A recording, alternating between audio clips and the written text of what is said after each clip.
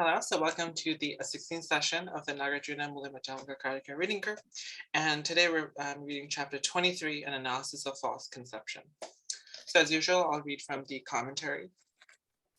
It is a fundamental tenet of the Buddha's teachings that suffering arises because of ignorance concerning such things as our identity, permanence, and the possibility of happiness. We suffer, it is claimed, because we conceptually construct a world that exists nowhere but in our fancy. Out of this imagining, there develop those habits of thinking and acting known as the defilements, which in turn are set to fuel the round of rebirth known as samsara. All this could be taken to mean that there must ultimately be such things as false conceptions, and the defilements that occur are dependent on it. Indeed, it might be thought that there cannot be such a thing as false conception unless there is also such a thing as the ultimate truth concerning how things really are. This chapter claims otherwise. It attempts to refute the ultimate existence of false conception and defilements and thereby undercut the view of truth and falsity that led Abhidharmikas to their conception of ultimately real entities. So me and Sarah are sort of talking about this right before. This is a very interesting topic, almost like a bit of a meta topic in a sense about conceptions. And it's definitely a core chapter of the whole text, I think, because it's very object of concern sort of includes all of the other chapters and the things that we discuss in them because they're all basically conceptions. So let's get right to the verses. Verse 1. Desire, aversion, and delusion are said to arise from false discrimination. These arise in dependence on the good, the bad, and false conception. So this is basically sort of stating a basic premise that can be accepted by this analysis. And I like that the commentary mentions that there's a bit of disagreement as to who this view is supposed to be possessed by, if it's Nāgārjuna or the hypothetical opponent. And I kind of like, and I like what the commentary says, that this is actually immaterial to the argument of the chapter. And I think this actually says something about the nature of Nāgārjuna's analysis throughout the whole text, which to borrow from contemporary dialectical thought, I think it's a form of immanent critique.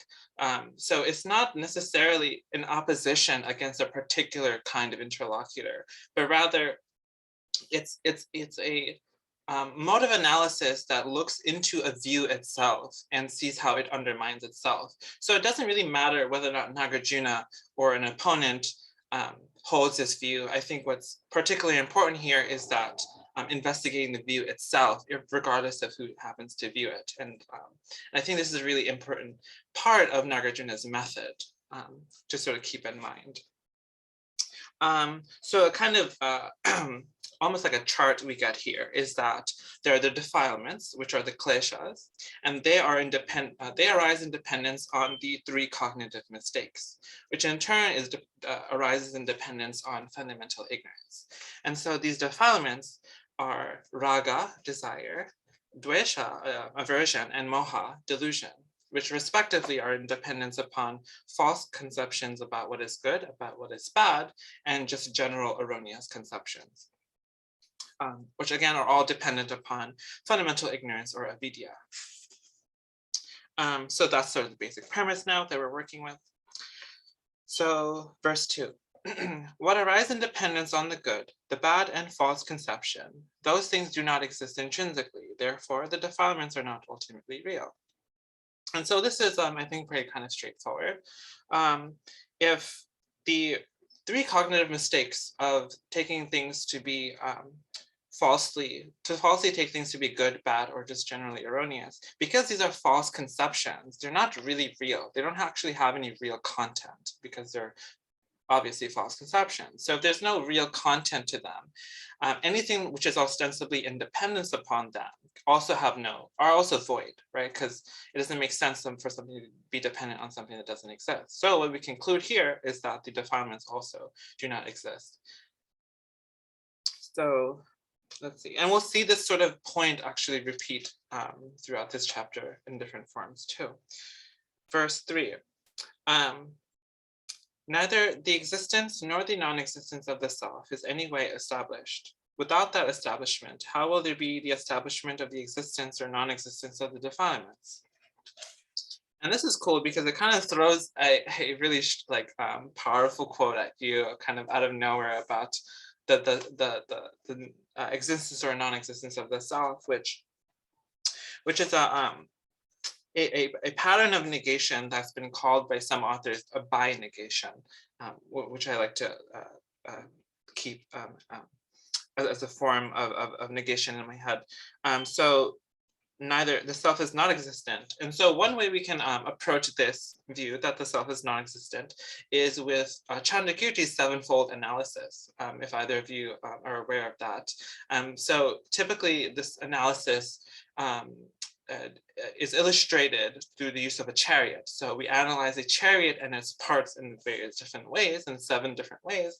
And the idea is that we go through each of these analyses and we see that they don't hold. So the relation doesn't hold. And because all 7 forms of analysis are completely exhaustive of all the relationships between a whole and its parts, then we can conclude that the whole that we're looking for doesn't exist. So Chandrakirti uses a chariot to illustrate this point, like I said.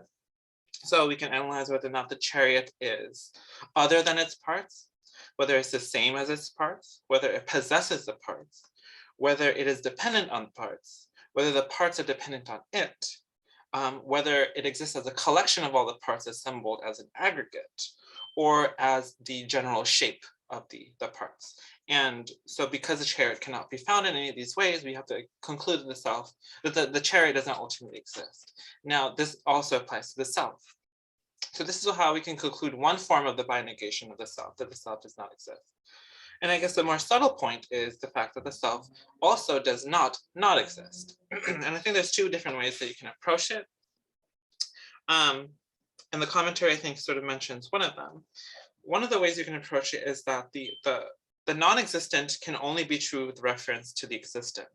So let's say I say that this pot is non-existent, or this pot is not here. That only comes in reference to the fact that there could be a pot here. Perhaps that there was a pot here. So the potential existence in principle is necessary for the conception of non-existence to make any sense. So if you've established that the self is non-existent, then it doesn't make sense to say that the self is not non-existent. It doesn't make sense to say that the self is non-existent because there was no self to be non-existent. But a second way of approaching this is what Chandrakirti mentions, that the commentary points to, is that perhaps if you want to say that the whole self does not exist, then this seems to imply that you're saying that the parts that the self is composed of is ultimately real. So we can consider this a kind of reductionist move. And what we can say a kind of implicative negation of the self, which is to say that the self does not exist, you're implying that the parts that make the self are really existent. But understanding that the self is empty, this is what's considered as a non-implicative negation, which is that it simply says that the self cannot be found, not that there is an alternative position that we can put. So so those are 2 general ways of approaching this bi-negation of the self. And so in conjunction with verse 4, which I'll just read right now. Verse 4, so these defilements belong to something, yet no such thing is established. Without something to be their locus, the defilements are defilements of nothing whatsoever. So with verse 3 and 4, we basically state that the self is not existent or non-existent, and because the self is the locus of the defilements, if the self does not exist in this way, then neither can the defilements exist because their locus is not existent. So that's another reason for why the defilements do not exist. Let's see. Does anyone have any comments before we go to the next verse? And feel free to just butt in whenever you want. I actually was thinking a little bit about how, well, I'm trying to think about how to word this right, but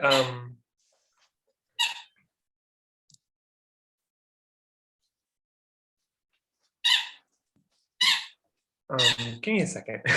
Yeah, no problem. Like I said, at any point you can just butt in. Um, I'll just keep moving along. Yeah, actually, I do have my point now. Yes. Okay, so I really feel like the big point here that I take away from this is that the whole idea, the concept of a self that we create in our minds and we have like taught to us throughout our lives, um, is because it's not there at all. It's not like something that we can like find and as something concrete in any way. All of these different traits that depend on applying to this concept of self, um, they are just like the concept of self itself, if that makes sense. Yeah, that was like kind of wordy, but it's, I mean,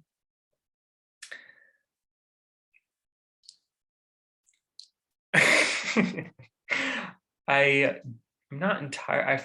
Honestly, I'm not entirely sure where I was going with that actually, Yeah, I mean, I but think you're sort of summing up a general point, which is very important here, which is that yeah, like because so much of these different aspects or categories of the Abhidharma understanding of the process of of the sort of the psychophysical constitution of the person, or mm, the mechanism in which we're bound to samsara and the way out of it, all of these in a way sort of orbit the concept of the self being here, whether it's the self exists or doesn't exist.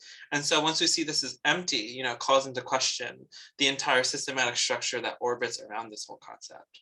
Um, I think that's sort of what I thought you were sort of getting at. no, it is very close to what I was getting at. I mean, I know Okay. that this chapter is a lot of it is related to the Abhidharmakas, different viewpoints, and I believe some of it's also with.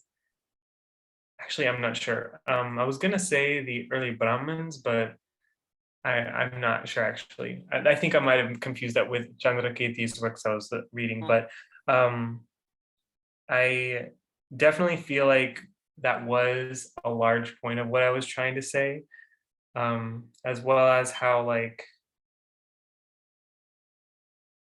our conceptions of things in relation to like the self, it's like we just build more and more on top of it, and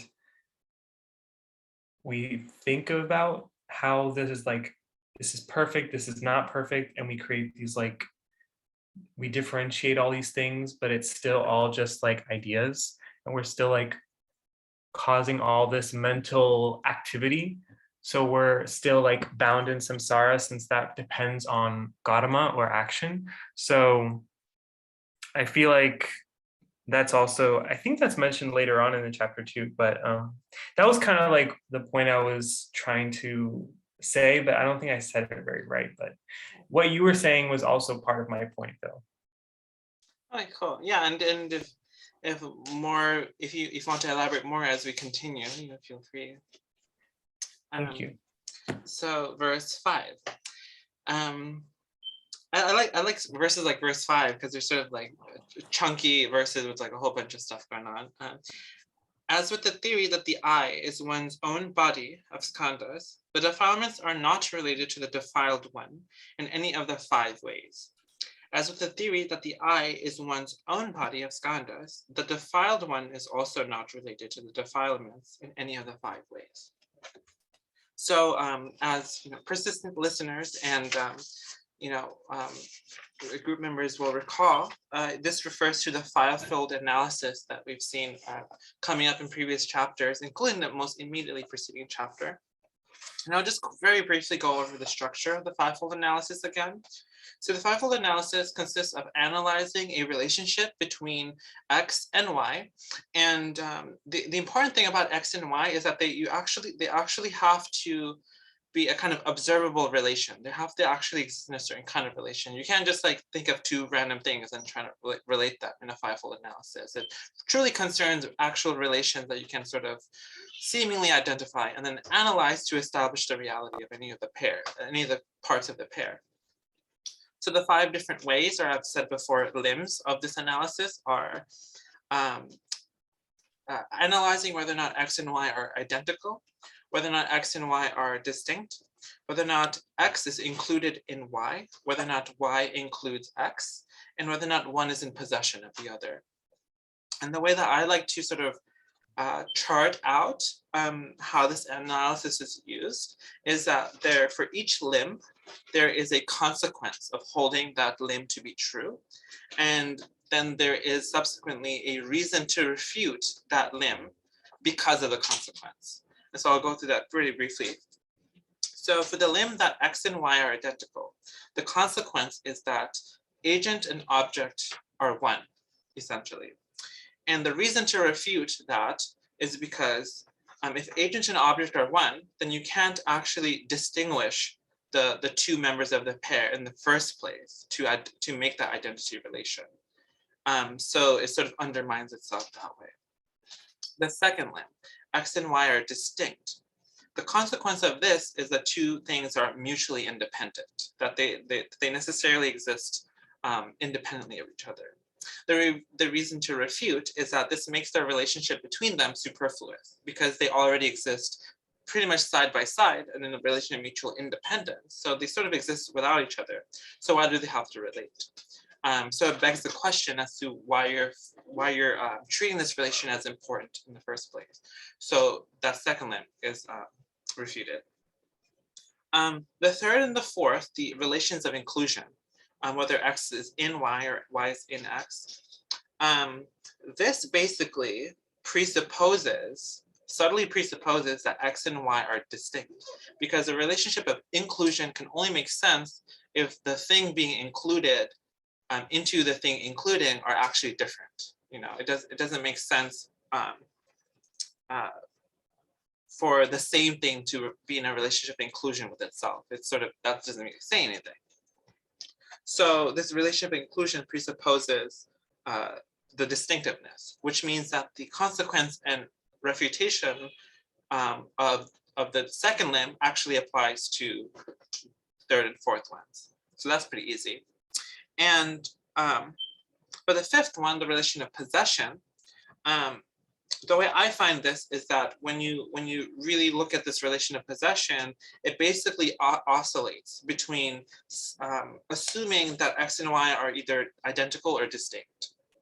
We don't have to get too much into that, but what we can get from this is basically that the first two limbs are actually the most integral.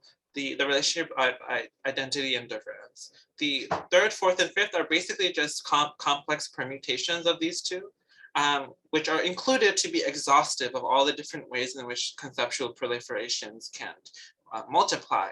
But in essence, if you really understand the consequence and refutation of identity and difference, then that should be enough to refute the rest. So it really does reduce to those.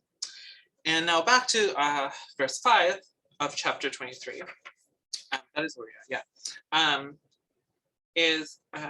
So we multiplied this fivefold relation twice. So we analyze the relationship between the kleshas to the self, or the defilements to the defiled one, and then we can do it again from the defiled one to the defilements. But because we've covered this analysis in previous meetings, and I've just gave a good overview of the structure of the analysis, we can just assume for here that it holds. So that the idea is that once we analyze this fivefold relationship between the defilements and the defiled one, we'll find that there's a problem with each single one. And so the conclusion we should draw from this is that neither the defilements nor the defiled one ultimately exist.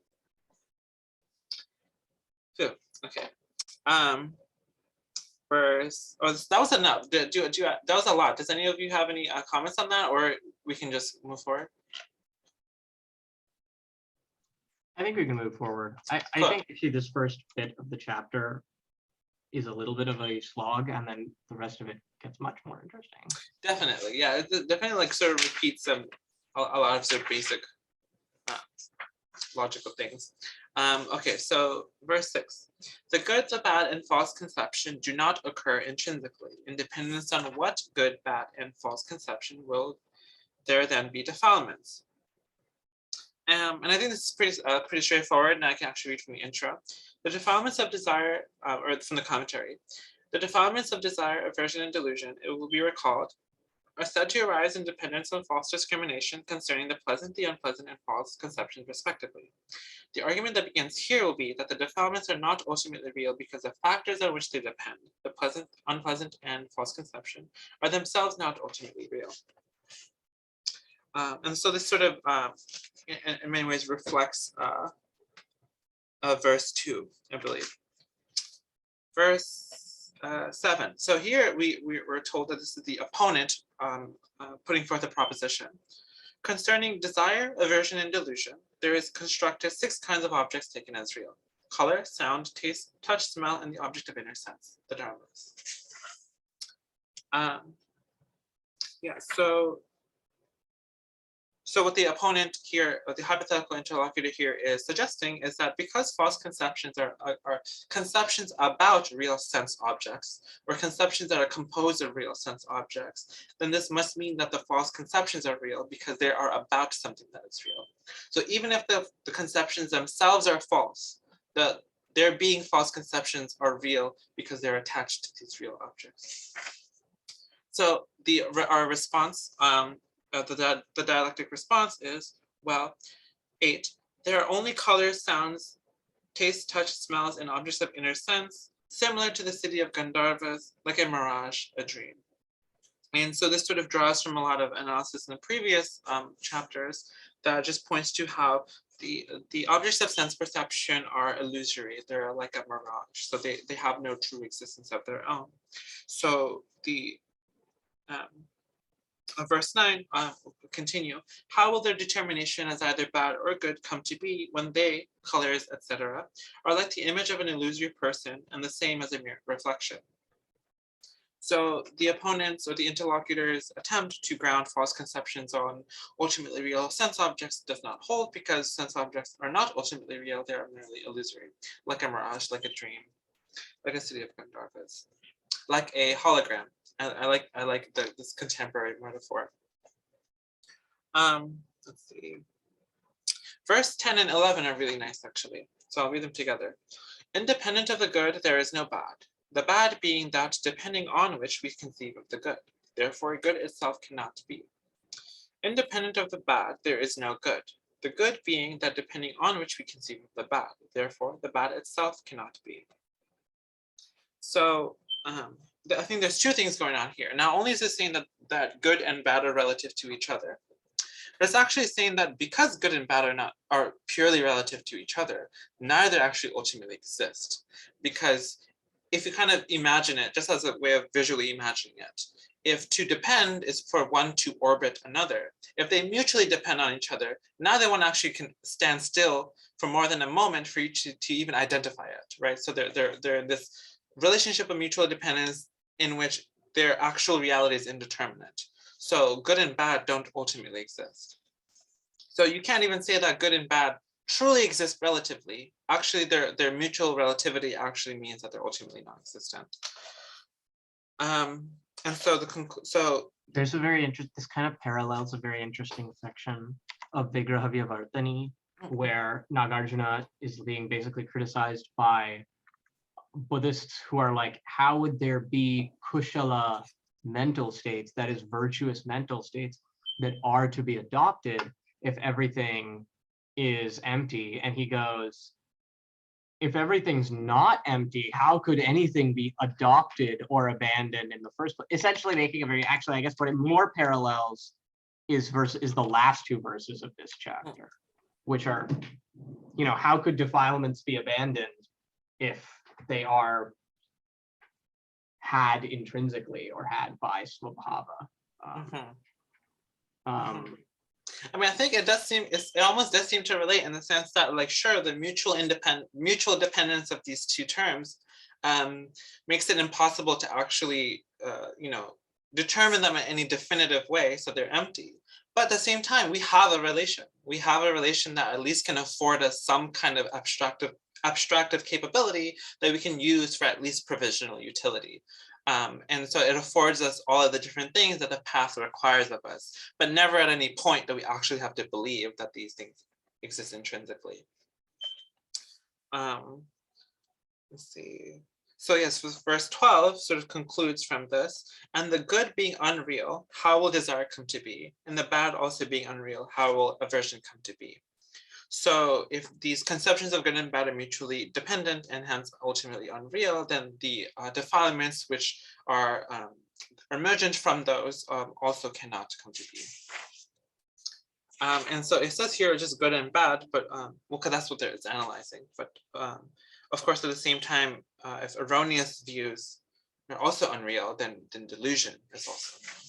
Oh, do note here, this is talking about good in terms of things that are appraised as good, thus leading to the arising of desire, and things that are appraised as bad, thus leading to the arising of aversion. It's not actually here, and I guess that is a difference then between the end of this chapter and also the thing in Nāgārjuna talking about moral goodness. It's talking about goodness in terms of like preference. Because that like the word here is not kushala or akushala, virtuous or unvirtuous. It's shubha, pure, and ashubha, impure. Or well, I guess that's not really what shubha means. Shubha means well, here I think they said good or pleasant. Yeah, shubha means good, I guess. Yeah. Yeah, I think so. So let's see. Okay, 13 is cool. Now we're getting interesting, right? Now it's a little bit. Yes. It seems a little antinomian almost with reference to Buddhist assumptions. Okay, verse 13. If it would be a false conception to think that impermanent things are permanent, then there being nothing that is impermanent with regard to what is empty, how can there be a false conception? Do either of you, this is a nice chapter, do either of you have something to say before I go on about this paragraph? Everyone? These two verses seem like a pair, so maybe we should discuss both of them, or you should say both of them and then we should discuss. Oh, you're totally right. Yeah, so I'll read 14 as well. If it would be a false conception to think that impermanent things are permanent, then things being empty, isn't conceiving that things are impermanent also false? And so two things here that I got. So permanence as a view. The view of permanence can only be false if the view of impermanence is true. But emptiness forecloses the possibility of either permanence or impermanence to be ultimately real. So because of that, the view of permanence cannot be false. Oh, actually, Gregor is coming in.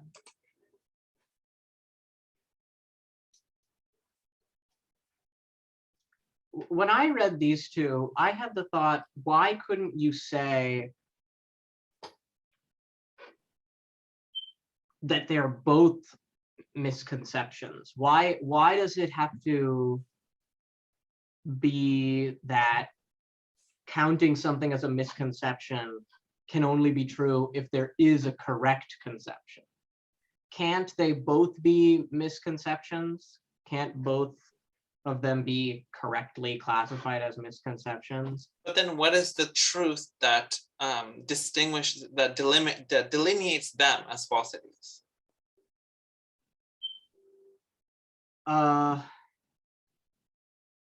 you can't have the absolute non-existence, the non-existence of the thing that is being conceived as X, right? The reason why it's a misconception to conceive of X as Y is because there is no X.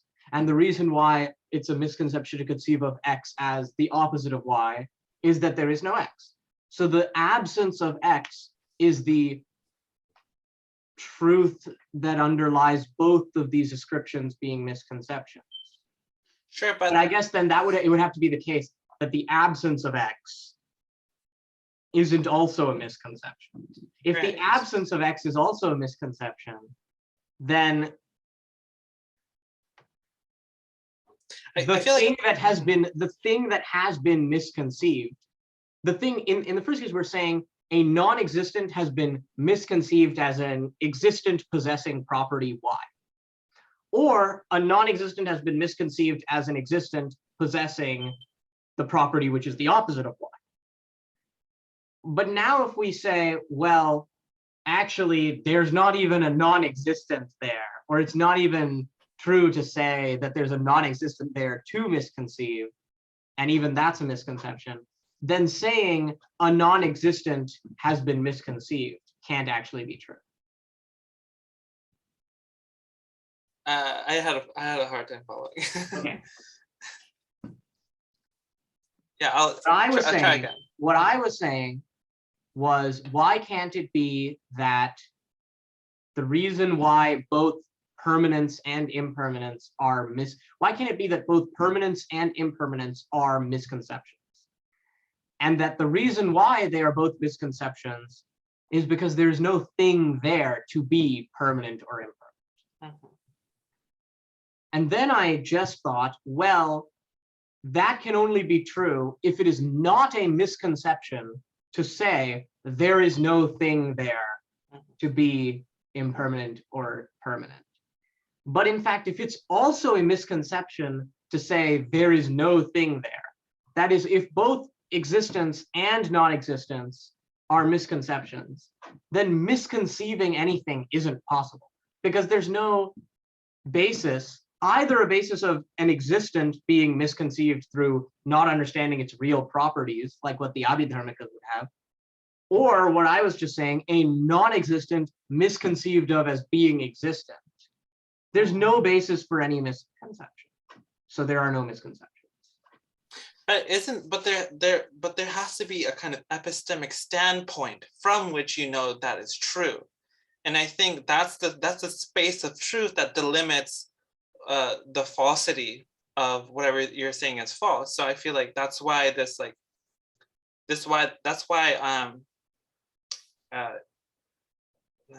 mean, I guess I'm trying to figure out also what your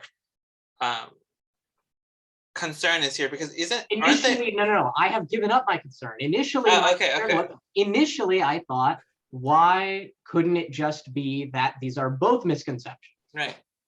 And then I had the thought just now, the reason why they can't both be misconceptions is because if they were both misconceptions, the reason for them both being misconceptions would be misconceiving something that does not actually exist as permanent, or misconceiving something that does not actually exist as impermanent.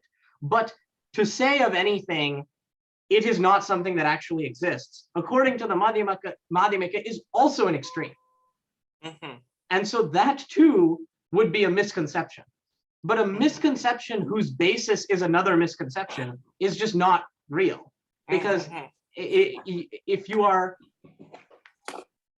saying that you've misconceived X as Y, but there is no X, then there is no X to misconceive as Y. So there is no misconceiving of X as Y. And that's why it can't be that these are both misconceptions of a non-existent as existent and permanent, or existent and impermanent. Because even saying that they're misconceptions of a non-existent would be saying that it's correct to conceive of non-existence, but it's not even correct to conceive of non-existence. Hence, there's no misconception happening whatsoever. There's no misconception. Yeah, I mean, I think you basically circle back to the point being made here, which is it's precisely the Abhidharmikas that have this sort of binary idea of truth and falsity that allows them to actually delineate one view as being true and one being false. But like you said, because the very thing that you're supposed to have a conception about that could be true or false doesn't even exist for there to be a truth or falsity about. And its non-existence is not even something which we can assert and then claim is being misconceived as existence. So you get rid of the possibility of misconceiving of impermanent and impermanent first by saying it's non-existent. But then you get rid of the possibility of conceiving it as non-existent too. So now the whole building of misconceptions has no foundation, and it falls, and there's no misconceptions happening. There's no misconception. Also, this word viparyaya is a very interesting word. It's the false conception. Yes, yeah. So it's based on the verbal root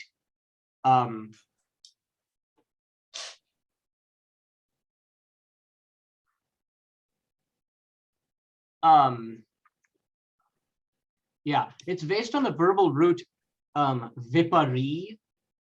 Vipari means going in the other direction. Oh. Yeah, turning in the opposite direction. To go round. So going the other way is it's a misconception. It basically means going the wrong way is what it really means here, I guess. Is a misconception or a false conception, is going the wrong way. It's an interesting word. And so can you break down the two parts there? So this false conception, which part is which? What's the etymology of the term? Vi, pari, e, oh, here, I'll just put it in the chat. Hold on. Cool. And then through Sandhi, it becomes viparyaya. So the I is the verbal root meaning go. And then the at the end is the nominalizing suffix. It's what turns it into a noun. So going. And then pari means opposite. So going opposite. And vipari, vi means like, it's cognate with the English suffix withhold, or like with the English suffix, with the English prefix with. So, you know, like in the word withhold, what the with means is like apart, right? Mm. When you withhold, you hold apart. So vi gives this sense of apart. So it's like, when you say vipari, it's like opposite from the other pole, if that makes sense. Coming from the other way. Vi is like other. So vipari is like the opposite way. So vipari is going the opposite way, so, or is go the opposite way, verbal form, and then you put the it makes it a noun.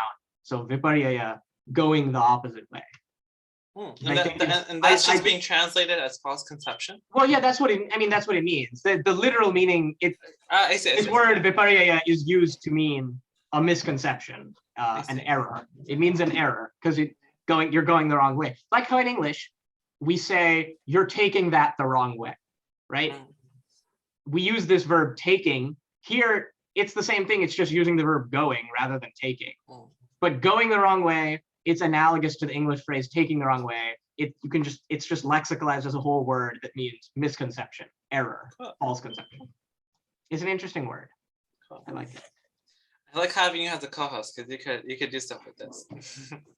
Well, there's another in the next verse. There's another. 14 you know what's interesting is how they translate. You'll notice, so they talk about false conception, but then they also just have conception. And what all of the words they are actually translating related to conception literally come from the verbal root grasp. Like in this next verse, verse 15. Yeah. Let's see, verse 15. That by means of which one conceives, the conceiving, the conceiver, and what is conceived, all those things have been extinguished. Hence, there is no conception. Yeah. Yena grishna hiyo graho grahitayachcha grishyate upashantani sarvani tasmad graho na vidyate. So this gra, all these, the gra things, they're translating as conceive. It means grasp. So the means of grasping, the grasping itself, the grasper, that is the grahita, and the thing that is grasped, the grish, right? Grishyate is the grasping. Yeah, and the thing that is grasped, all those have been upashanta, made peaceful. Extinguished, yeah, I guess extinguished, but like pacified is the literal English translation. All those things have been extinguished, hence there is no grasping. There is no grasping. Actually, I love this verse because actually it's very meta. You know, it's about this. It's about the falsity of concepts with regards to conceptualizing. Yeah.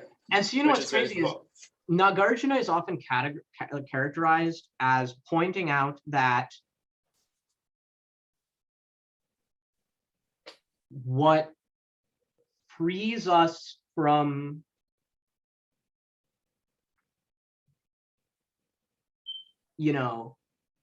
karma and klesha. There's like that verse, we already went over it. Like karma and klesha come from vikalpa. Vikalpa comes from hypostatization. But hypostatization is extinguished in emptiness. He's often categorized that as saying like, okay, what he means here by prapancha is not a proliferation of concepts, but like the structures that allow for vikalpa to happen.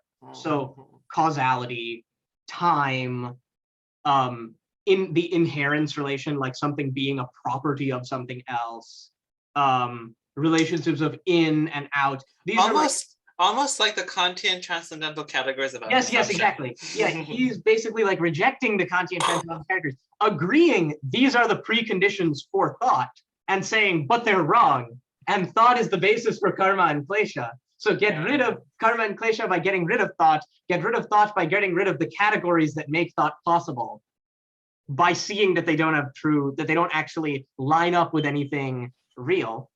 But then what's funny is, among these categories that seemingly is basic for thinking is means of grasping, right? The mind, the grasping itself, thinking like, conceiving of things, the grasper, the conceiver, subjectivity, what is conceived, the object.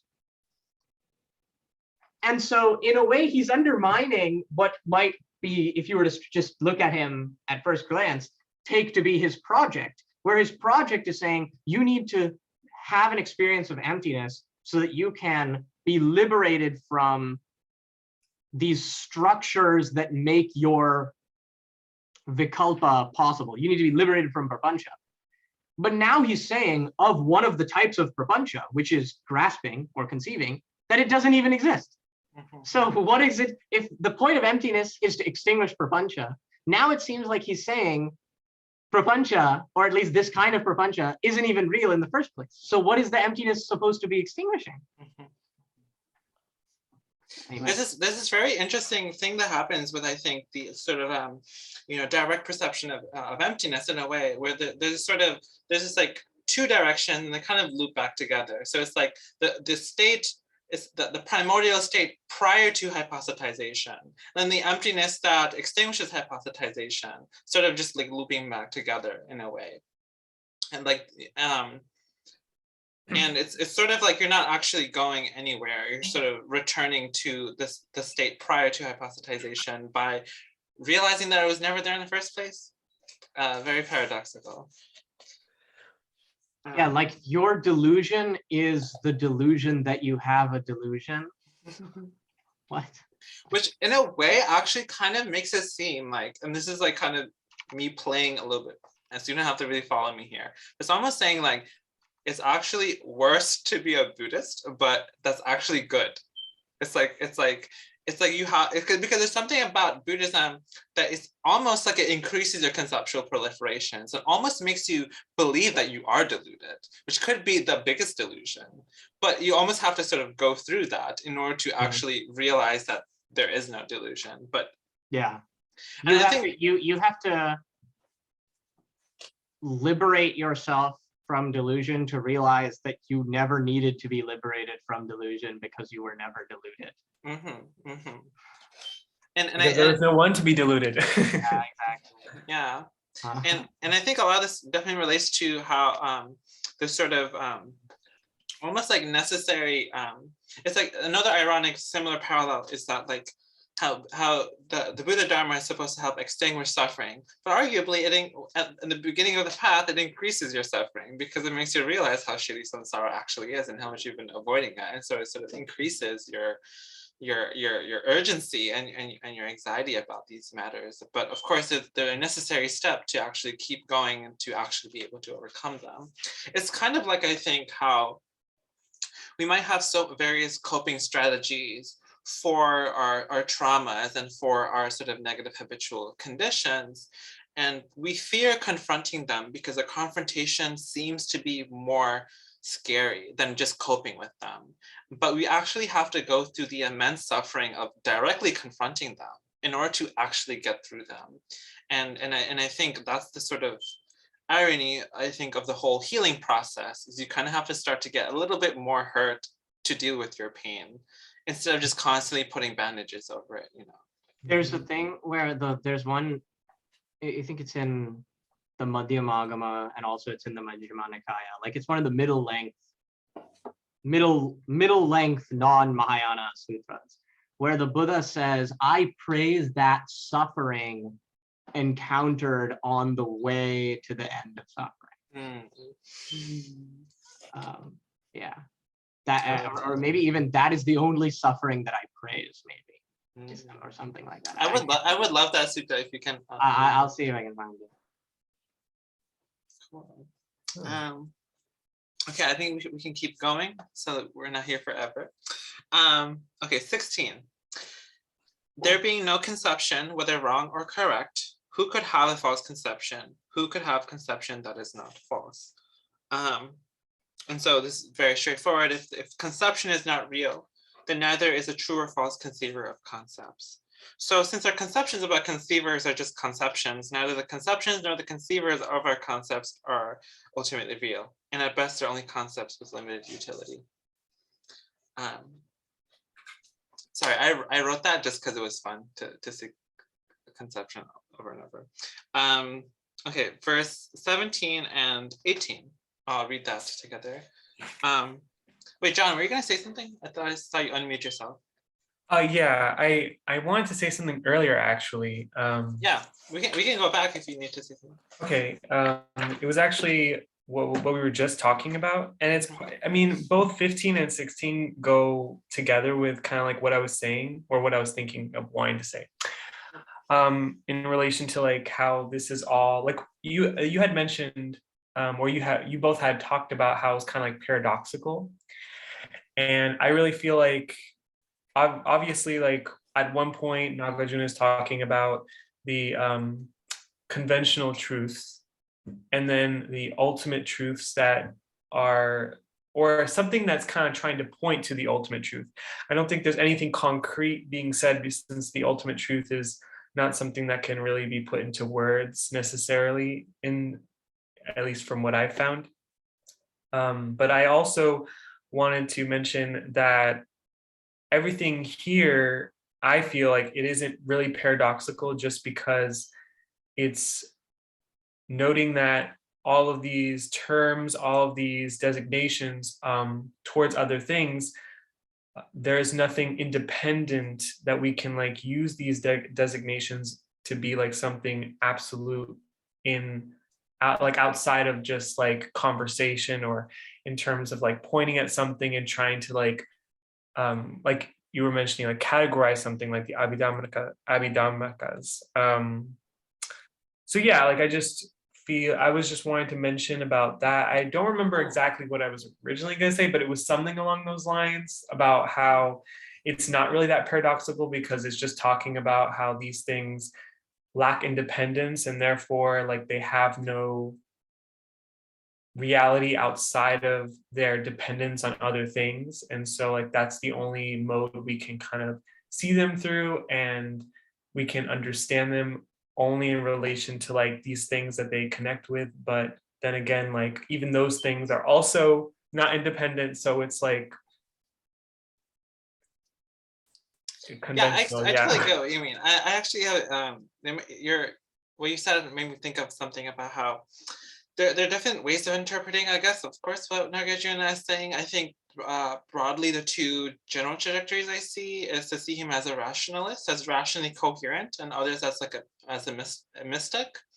And I guess me saying that he is like a sort of a paradoxical thinker is a way to sort of go beyond those two, in the sense that okay, so he is coherent, and I think from the position of emptiness, from the position, this is just terms now, from the mode of abiding in emptiness, right? From the embodied position of gnosis itself, everything makes sense. And I mean, okay, these are still conceptualizations, because there's nothing there to be sense, but there's a sense in which there is there's a continuity between knower and known in an indivisible way. So paradox doesn't really apply.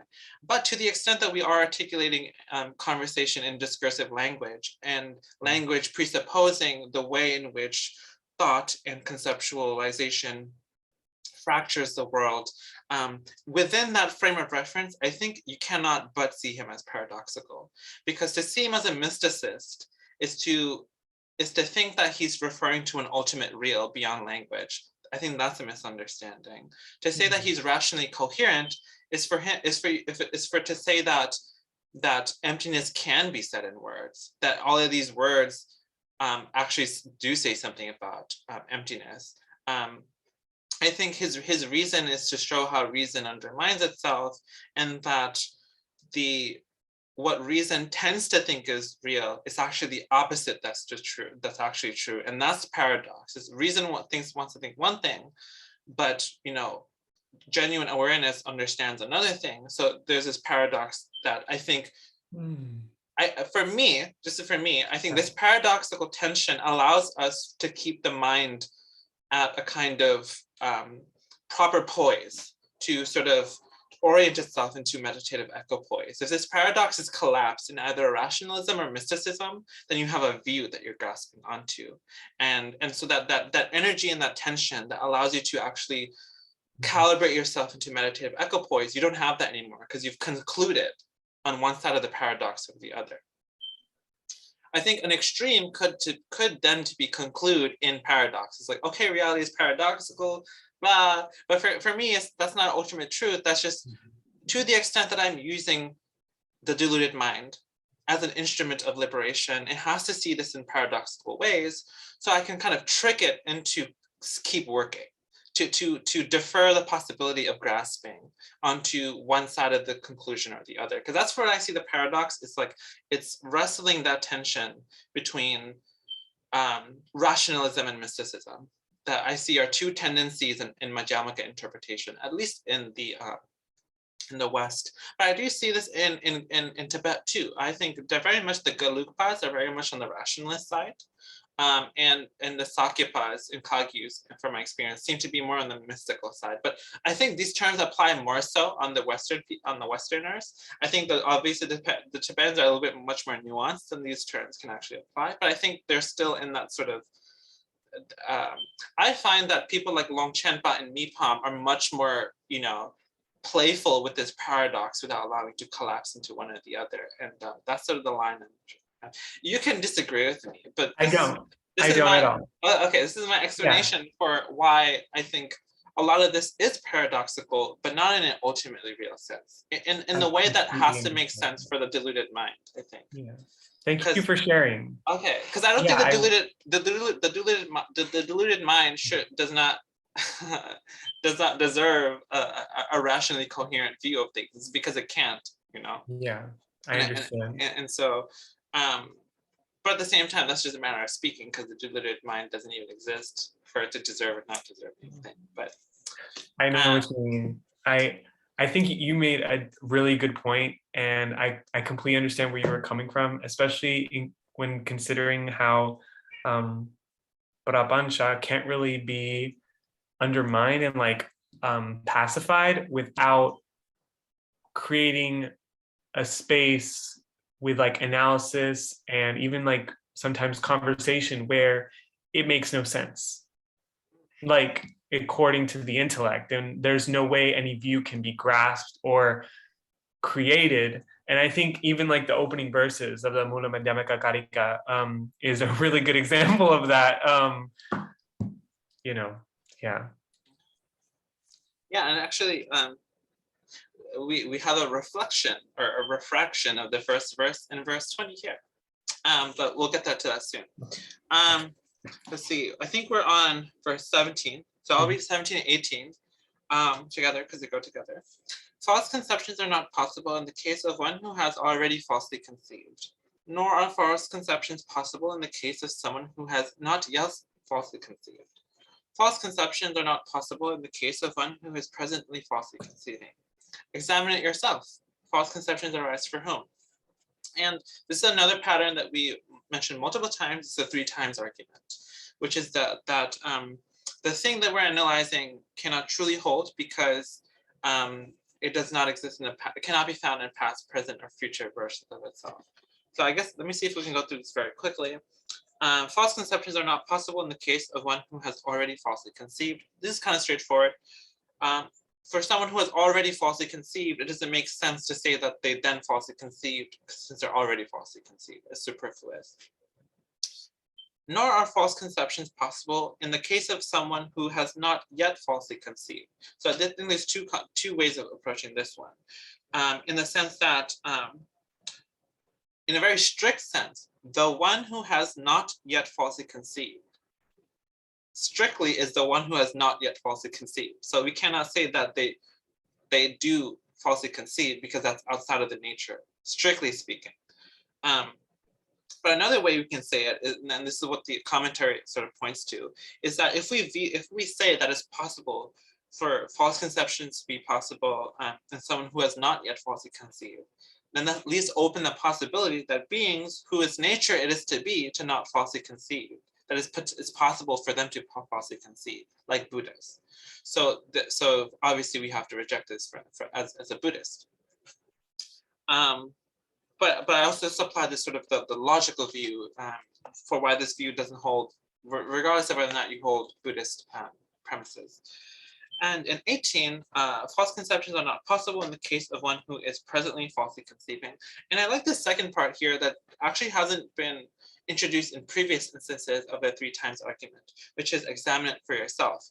And I think this is key actually for not just for the past and present, but for the falsely conceiving present moment. Wait, I think I misspoke there. Examining is not just important for the past and the future, but also key for the present, because when you try to analyze the present, you will find that you're oscillating between either a past instance or a future instance. There's no actual point in the middle that's not infinitely divisible into past and future.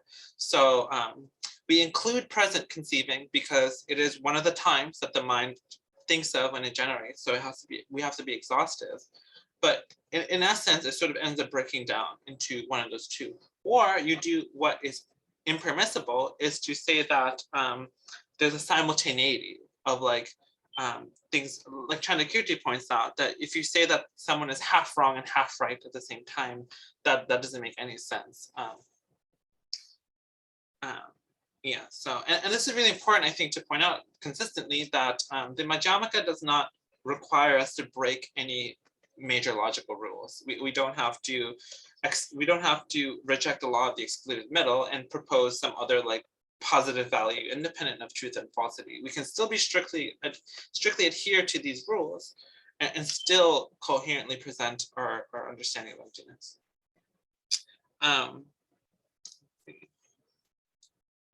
Okay, and 19 and 20 go together. How will arisen false conceptions ever come to be? False conceptions being unproduced, how can there be one who has arrived at a false conception? An entity is not born from itself, not born from what is other, not born from both itself and another. Hence, how can there be the one who has arrived at a false conception? So in 20, we can sort of note, sometimes this tetralemma exists without the fourth limb, and that's because if we're analyzing a positively existent phenomena or relation, then the first 3 limbs are the only thing that potentially describes positive existence. So we really don't need to refer to the fourth one. But when we're referring to like logical conceptions, to be exhaustive, it's good to mention the fourth one. But here it basically sort of refers back to the first verse. If production is unarisen and unfindable, then false conception as a production also clearly does not exist. The same thing applies. Verse 21 and 22 go together. If the self, purity, permanence, and happiness existed, then belief in the self, purity, permanence, and happiness would not be false. If the self, purity, permanence, and happiness do not exist, then non-self, impurity, impermanence, and suffering do not exist. So I think this sort of just establishes the mutual implication of all these opposing terms, and basically says that in a way, the truth and falsity sort of depend on each other. Let's see.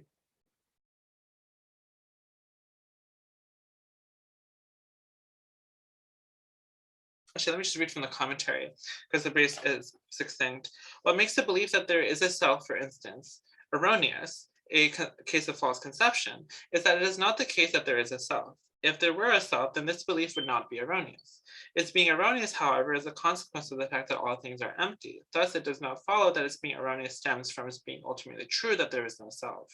For all things are empty, then there is no self cannot be ultimately true. If all things are empty, then no statement about reality can be ultimately true. So the emptiness doesn't favor one side of the opposing pair over the other. It's sort of pointing out the unfindability of any side of the pair.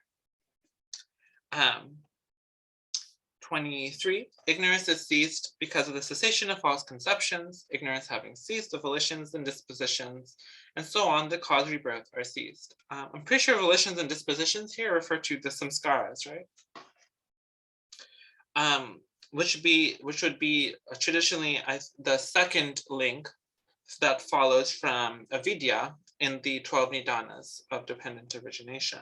So what's said here, once you have ceased false conceptualizing, you've ceased ignorance, and you've ceased everything which depends upon it within the chain of dependent origination, and thus you unravel the whole thing that causes a rebirth, and so you extinguish the process of rebirth.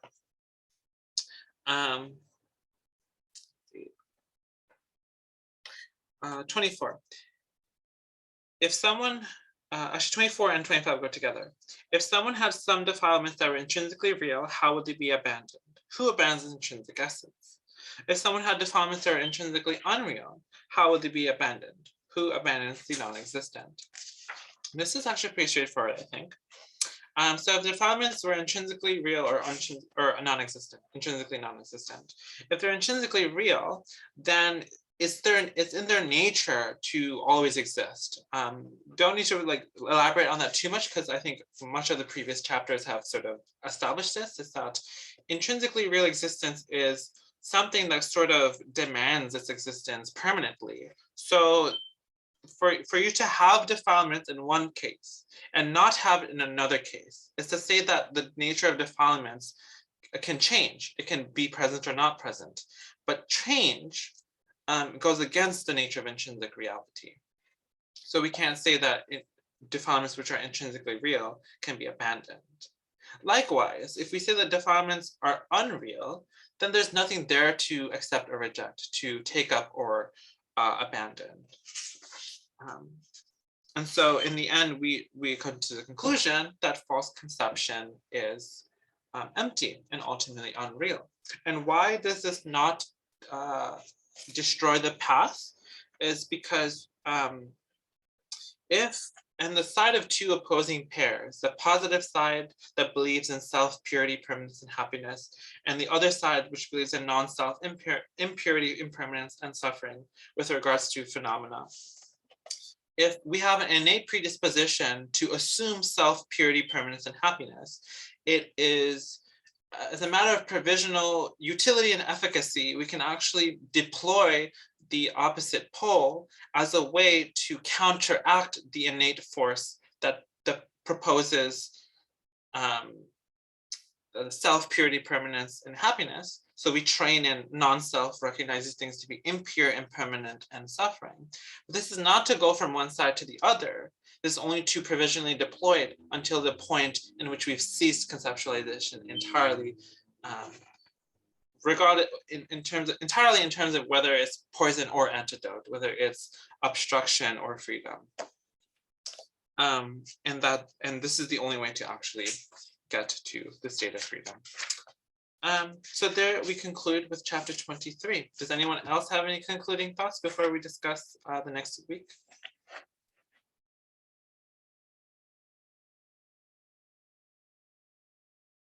Cool. So just to end, let's see. 24 is pretty much a similar amount of reading. I think all the chapters are pretty much similar amount of reading, so we can just dedicate a week to each. So next week will be 24 analysis of noble truths. So that'll be cool. So we're really getting to the meat of the book now. Then there's Nirvana, the 12-fold chain, and 12 nidanas, and then views. Great. Well, thank you all for coming, and thank you, John, for coming for the first time. I hope to see you for the subsequent ones. You're welcome. Thanks for having me. You definitely will see me. Great, Okay. great, awesome. All right, bye everyone. Hi, Goodbye. everyone. Have a good day. Stay safe.